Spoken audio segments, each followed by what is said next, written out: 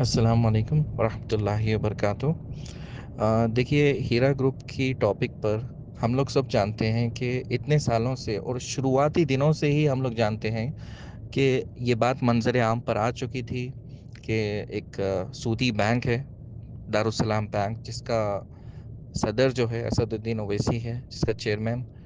तो उस बैंक को नुकसान हो रहा था और असदुद्दीन ओवैसी ने जो है एक साजिश की और जो है अपने जो चपरासी और एजेंट लोगों को काम पर लगा दिया, उसमें से शहबाज खान ने, और उसके साथ जो है second grade, third grade, MIM, A team, B team, C team, इस तरह के टीम बनती गए।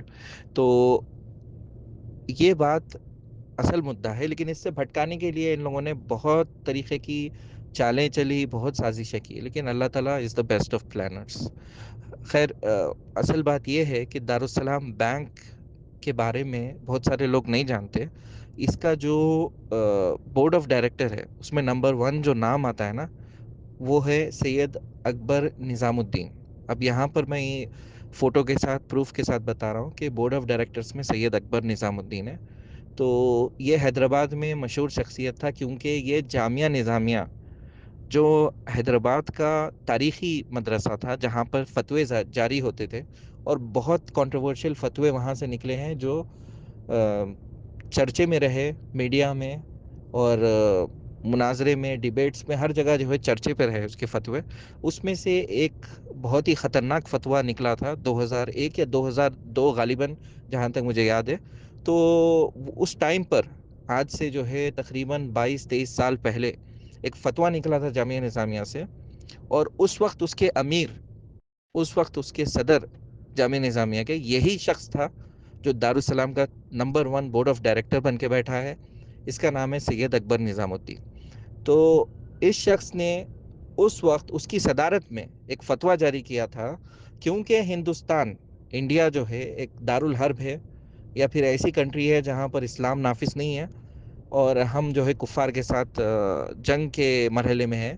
तो इसीलिए जो है हिंदुस्तान में इंटरेस्ट जो बैंक से निकलता है, बैंक को देते हैं, वो जायज़ हो जाता है। हम लोग इंडिया में जो है लोग, मुसलमान लोग, इंटरेस्ट की डीलिंग कर सकते हैं। इस तरीके का फतवा तकरीबन 8 पेज या 10 पेज का कुछ फतवा था, जो जामिया निज़ामिया से जारी हुआ था। उसके बाद ये जो असदुद्दीन ओवैसी के जो ग़ुलाम जर्नलिस्ट हैं, जो डेक्कन क्रॉनिकल में कुछ करस्पॉन्डेंट बैठे हैं, टाइम्स ऑफ इंडिया में कुछ करस्पॉन्डेंट बैठे हैं, असदुद्दीन ओवैसी के हर मीडिया चैनल, जो नेशनल मीडिया चैनल में उसके दलाल लोग बैठे हैं, हर फेमस नेशनल मीडिया चैनल में, तो उस तरह के कुछ जर्नलिस्ट जो है डेक्कन क्रॉनिकल में हेडलाइंस पब्लिश कर दिए थे, टाइम्स ऑफ इंडिया में भी।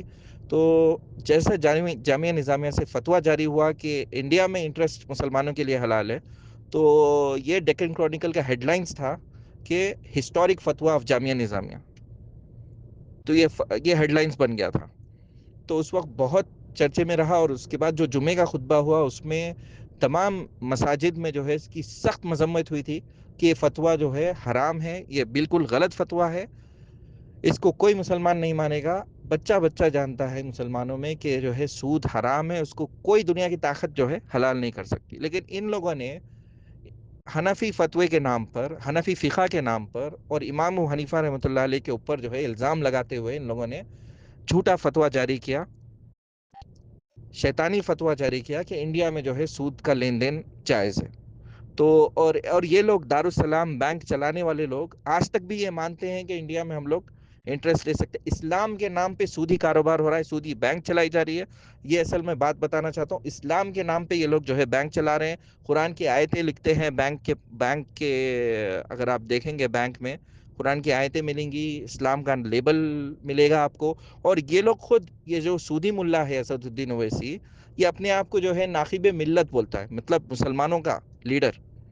ये खुद जो है इस्लाम के नाम पे जो है धोखा दे रहा है।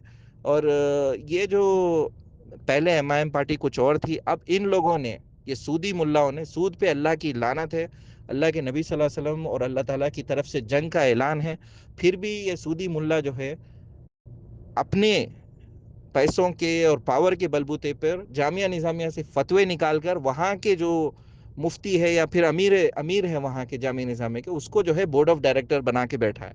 और अगर ये बोर्ड ऑफ डायरेक्टर्स की अगर आप دیکھیں گے، لسٹ دیکھیں گے، اور ان کے ناموں کو اگر آپ سرچ کریں گے تو آپ کو ان کے اوپر کرمنل کیسز ملیں گے.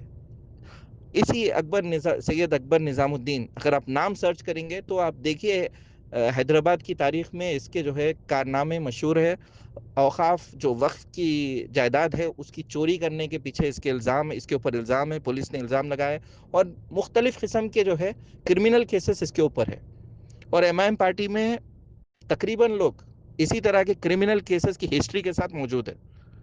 تو ایسے غنڈہ گردی کرنے والے لوگ اور اسلام کے نام پر سود کو حلال کرنے والے، کل کے دن یہ لوگ شراب بھی حلال کر سکتے، کچھ بھی حلال کر سکتے، مطلب کسی بھی بہانے سے. تو اسلام کے نام پر یہ دکان چلنے والی جو ہے یہ لوگ ہیں اصل مجرم. اور یہ لوگ اپنے گندے کارنامے دوسروں کے اوپر ڈالتے ہیں. خود کو آئینے میں دیکھو، تم خود دلال ہو، تم خود سود خور ہو، تم خود جو ہے لینڈ گرابر ہو، تم خود یہی ایم آئی ایم کے لوگ ہی ہیں جو ہر قسم کے مجرم ہیں، اور الزام جو ہے ہیرا گروپ پہ لگاتے ہیں یا پھر جو معصوم ہیں ان کے اوپر لگاتے ہیں. تو یہ جو سودی نظام اور لینڈ گرابروں کا نظام ہے، ان لوگوں کو تکلیف ہوتی ہے، سچائی پہ چلنے والوں کی طرف سے ان لوگوں کو تکلیف ہوتی ہے. ٹھیک ہے؟ تو اصل مجرم یہی لوگ ہیں، اصل مدعا یہی ہے، اور اسلام کے نام پہ دھوکہ دینے والے لوگ یہی ہے، اور ان کے خلاف مہم چلنا ضروری ہے.